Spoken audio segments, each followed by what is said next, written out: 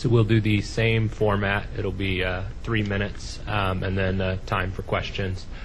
We'll start with Mr. Chaitkin. Anton Chaitkin. I'm a historian and the history editor for Executive Intelligence Review. President Obama has put in place a reform apparatus reviving the euthanasia of Hitler Germany in 1939 that began the genocide there.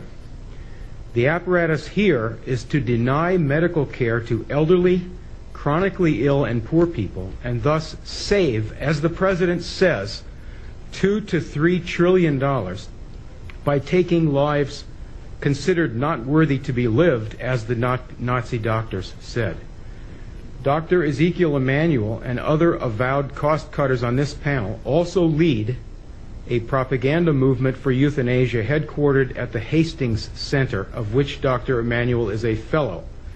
They shape public opinion and the medical profession to accept a death culture such as the Washington state law passed in November to let physicians help kill patients whose medical care is now rapidly being withdrawn in the universal health disaster.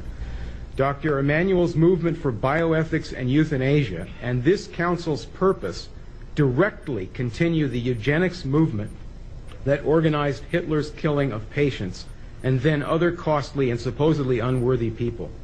Dr. Emanuel wrote last October 12th that a crisis, war, and financial collapse would get the frightened public to accept the program. Hitler told Dr. Brandt in 1935 that the euthanasia program would have to wait until the war began to get the public to go along. Dr. Emanuel wrote last year that the Hippocratic Oath should be junked. Doctors should no longer just serve the needs of the patient. Hoche and Binding, the German eugenicists, exactly said the same thing to start the killing. You on the council are drawing up the procedures list to be used to deny care, which will kill millions if it goes ahead in the present world crash. You think perhaps the backing of powerful men, financiers, will shield you from accountability, but you are now in the spotlight. Disband this council and reverse the whole course of this Nazi revival now. Thank you.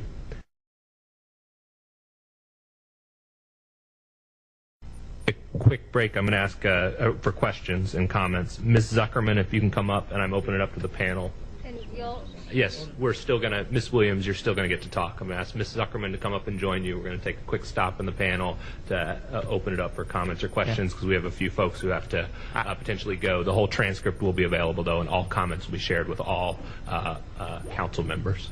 I apologize that I have to go back to an important meeting. I do want to just clarify one thing about my own, since my reputation has been besmirched here, is I think I do have a very long record of writing against the legalization of euthanasia. So the association of me and that seemed a little strange, given, I don't know, at least 30 years or 25 years of writing on the topic against the legalization. So just to clarify the record for everyone in the room. Thank you.